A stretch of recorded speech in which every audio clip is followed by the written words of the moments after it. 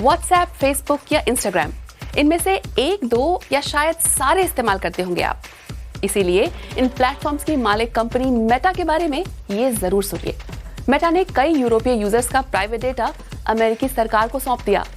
इस हरकत के कारण ईयू ने मेटा पर 1 अरब यूरो से भी बड़ा जुर्माना लगाया है। मेटा जैसी कंपनी लोगों की निजी जानकारी अमेरिका की किसी सरकारी एजेंसी को क्यों देती है? सरकारों के अलावा आपकी जानकारी और कहां जा रही है, आइए देखते हैं। मेटा अपने यूजर्स की जानकारी अमेरिका भेजता है। क्यों? कंपनी कहती है कि उसका बिजनेस मॉडल ही ऐसा है।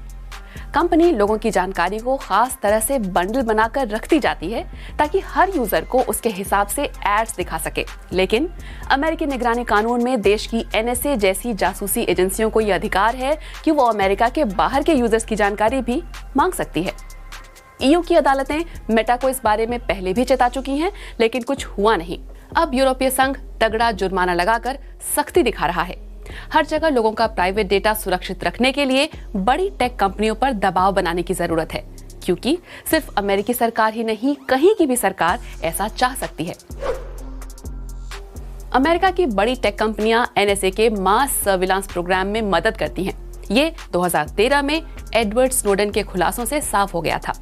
आज 10 साल बाद सरकारें और इंटेलिजेंस एजेंसियां सोशल मीडिया से कहीं ज्यादा जानकारियां ले रही हैं।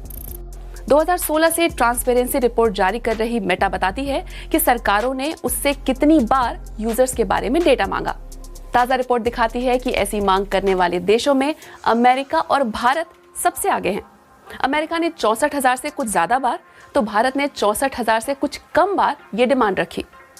रिपोर्ट में मेटा ने लिखा, सरकारों के डेटा मांगने पर मेटा वहां के कानून और अपनी सेवा की शर्तों के हिसाब से जवाब देती है। हर आवेदन को कानूनी तौर पर परखा जाता है और उसके हिसाब से या तो हम मना कर देते हैं या कुछ साफ न होने पर और जानकारी मांगते हैं।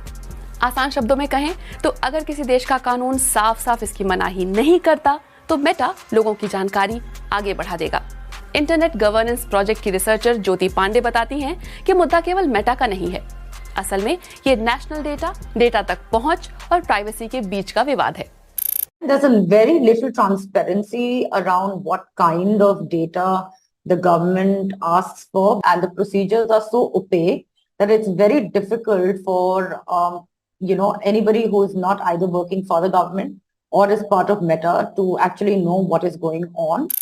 वैसे आंकड़े दिखाते हैं कि मेटा को जानकारी देने में कोई खास परेशानी नहीं है। 3/4 से ज्यादा मामलों में मेटा ने सरकारों को कुछ न कुछ जानकारी दे ही दी। यूजर का नाम, पता और कॉन्टैक्ट डिटेल्स जैसी आम जानकारियों के अलावा भी कंपनियां बहुत कुछ बता सकती हैं। मेटा, गूगल, एप्पल, माइक्रोसॉफ्ट और अमेज़न जैसी कंपनियां आपके email, message, phone call, photo, video, documents, contact list, calendar, इन सब में दर्ज जानकारी देने की हालत में है। यानी आप ऑनलाइन जो भी करें, सरकार चाहे तो आपकी प्राइवेट लाइफ में झांक कर सब देख सकती है। कई देशों में पुलिस जैसी कानूनी एजेंसियां किसी आपराधिक या सिविल मामले की जांच के लिए सोशल मीडिया मॉनिटर करती हैं। अगर इससे उनका शक पुख्ता हो जाता है कि कोई इंसान अपराध से जुड़ा हो सकता है, तो पुलिस सोशल मीडिया प्रोवाइडर से उसकी और डिटेल्स मांग सकती है। आम लोगों की सुरक्षा से जुड़े मामलों में भी ऐसा हो सकता है, जैसे किसी बड़े आयोजन से पहले उसमें शिरकत करने वालों की प्रोफाइल खंगाली जा सकती है। विदेश यात्रा और इमिग्रेशन एक और मिसाल है। ऐसे में जोखिम बढ़ जाता है कि किसी इंसान को उसकी पहचान या मान्यताओं के कारण निशाना बनाया जाए। क्या आप ये सोचते हैं कि आपके पास तो छुपाने को कुछ है नहीं, तो प्राइवेसी की चिंता क्यों करना? तो सुनिए, ऐसे निगरानी की मदद से किसी को किसी ऐसे अपराध में फंसाया भी जा सकता है जो उसने किया ही ना हो, और लोगों के बीच में खुलकर बातचीत भी नहीं हो पाती। People are very wary of communicating openly on social media. You could have the state institutions coming after you, right? There is the spillover effect of self-censorship that's happening. सोचिए, एक तो उस इंसान की प्राइवेसी छिन रही है और दूसरे उसे पता भी नहीं है कि कोई उस पर नजर रख रहा है। यूरोपीय संघ ने फैसले में यह भी कहा है कि मेटा को यूरोपीय लोगों का डेटा यूरोप के सर्वरों में लौटाना होगा। जिन लोगों की प्राइवेसी छिनी है वो इस इमोशनल डैमेज के बदले हर जाने का दावा कर सकते हैं, क्योंकि उनकी सरकार अपने लोगों के निजता के अधिकार को सुरक्षित नहीं रख पाई। सच तो ये है कि अपनी या किसी भी और सरकार की निगरानी से खुद को बचाना बहुत मुश्किल है। उसके लिए आपको खुद अपना पूरा ऑनलाइन वजूद मिटाना होगा। सिर्फ मेटा ही नहीं, गूगल, अमेज़न, माइक्रोसॉफ्ट, सबसे। So in a world of global data flows, how we go about creating the baseline standards for cross-border data flows? Are these data flows going to happen with just like-minded countries that trust each other? You can't bilaterally decide these, right? There has to be, all countries will have to come together and kind of set the rules for the road.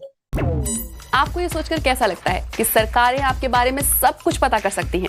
Comment कीजिएगा।